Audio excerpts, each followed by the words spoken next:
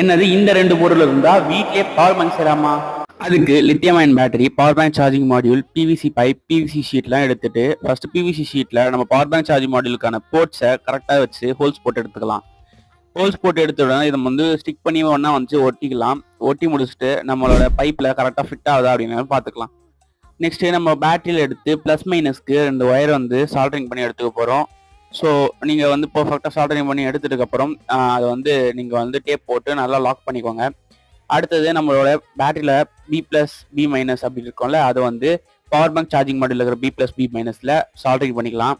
இப்போ நம்மளோட பவர் பேங்கை எடுத்து நம்ம பிளாஸ்டிக் பைப்பில் வந்து ஃபிட் பண்ணிக்க போகிறோம். ஸோ பிளாஸ்டிக் பைப்பில் தான் ஃபிட் பண்ணணும்னு இல்லை, நீங்கள் உங்கள் கையில் இருக்க இதில் வேணால் ஃபிட் பண்ணிக்கலாம்.